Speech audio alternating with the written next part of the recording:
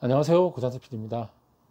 오늘은 컨텐츠 관련된 얘기를 조금 드리려고 합니다. 근데 이제 웹 컨텐츠, 인터넷 컨텐츠 관련된 얘기를 좀 드리려고 하는데요.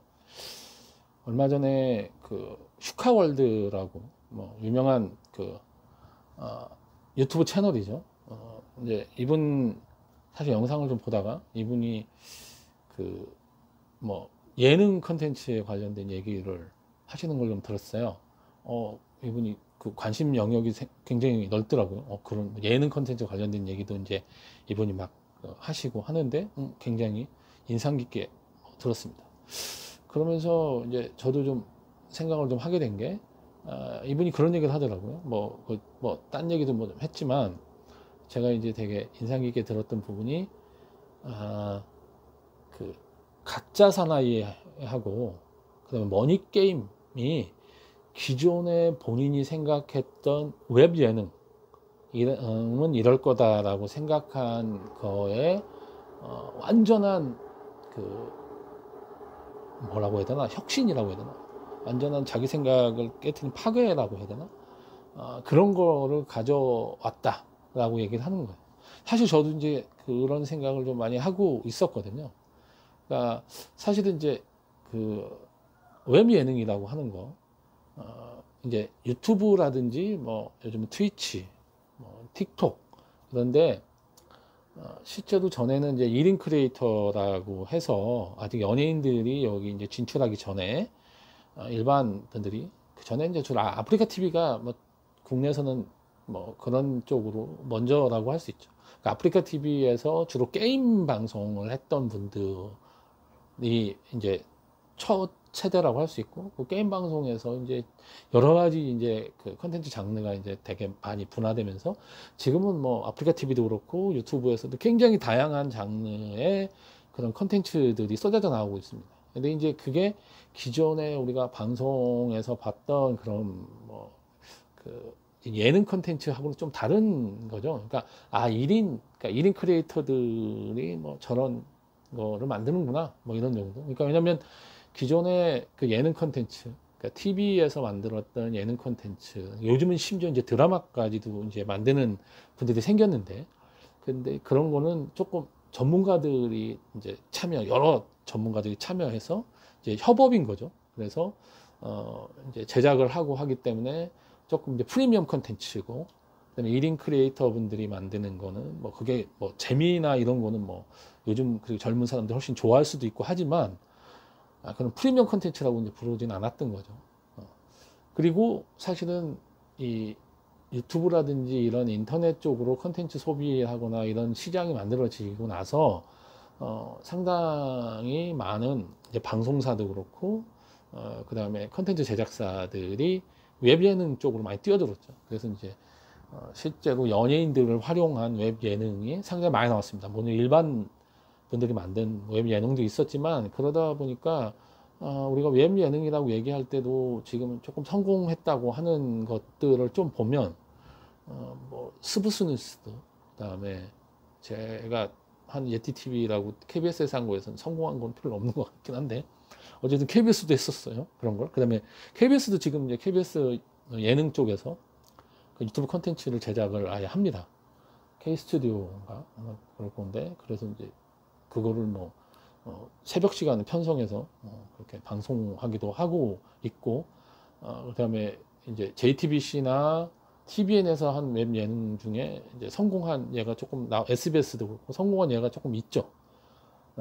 그래서 뭐 사실은 이제 사람들한테 많이 알려진 게 워썸맨이라는 거하고 워크맨, 그다음에 뭐 내고왕, 이런 것도 연예인들이 들어가서 했는데, 실제로 이런 컨텐츠들은 물론 뭐 그 중에 이제 웹 예능이라고 해서 사람들이 많이 보고 클릭수 많이 나와서 성공했다고 얘기는 하지만, 들어간 제작비를 대비해서 생각하면 과연 이게 지속 가능성이 있는가, 사업성이 있는가라는 거에 대해서는 여전히 퀘스천 마크가 따를 수밖에 없었던 것 같긴 해요. 왜냐면 제작비가 많이 들어요. 그러니까 지상파 방송사에서 만드는 웹 예능 콘텐츠보다는 제작비를 좀 적게 들여서 만들려고 하는데도 불구하고, 그 시스템이 지상파 방송의 그러니까 예능 제작 시스템을, 그러니까 그 PD들하고 그 이제 스탭들이 이제 비슷하게 와서 하기 때문에, 물론 스텝 수도 작고 거기에 붙어 있는 스텝들은 그 지상파 예능을 만드는 스텝들하고는 좀 다릅니다. 근데 이제 PD들이 아무래도 비슷할 수도 있고 어쨌든 좀 다르다고 해도 그걸 비용을 줄인다고 해도 그래도 여전히 그 제작 시스템이 그래도 약간 비슷하기 때문에 이제 그 프리미엄 콘텐츠라는 데는 변함이 없어요. 약간 제작비가 다른 일반 1인 크리에이터 분들이 만드는 그런 거에 비해서는 제작비가 비쌀 수밖에 없다는 거죠.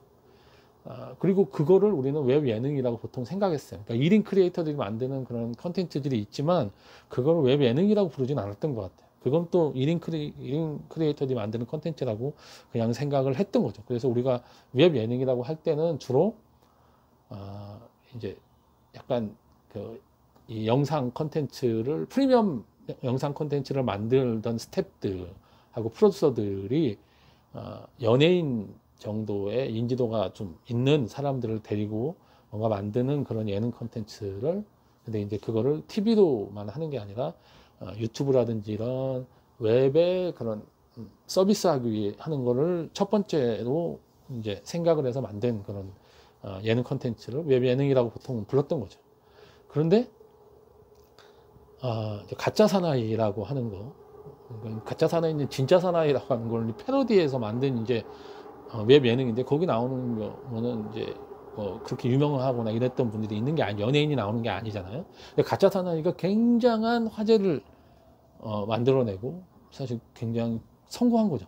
사실 이런 유명한 연예인을 등장시키지 않고 인터넷에서 그냥 클릭 수를 가지고 뭔가 이렇게 도전을 해서 이 정도 화제를 만들어낸 거는 좀 어려울 것 같아요. 사실은 그 전에는 저도 이제 지금까지 그렇게 생각을 해왔고 인터넷의 뭔가 컨텐츠는 단기적인 폭발력이라든지 이런 거는 기대하기 어렵고 뭐 1년이면 1년 아니면 아무리 짧아도 6개월 정도로 지속적으로 뭔가 계속 컨텐츠를 올려서 그 컨텐츠 소비자들, 그러니까 이제 유튜브는 구독자라고 할 수 있는데 그 사람들하고의 소통이나 이런 걸 통해서 팬을 확보하는 과정이 생겨야만 그 이제 유튜브 채널도 그렇고 유튜브 컨텐츠가 힘이 생긴다. 그래서 이제 유튜브에서는 구독자 수를 굉장히 중요하게 생각하잖아요. 구독자 수가 뭐 몇십만 명, 뭐 몇백만 명, 몇천만 명.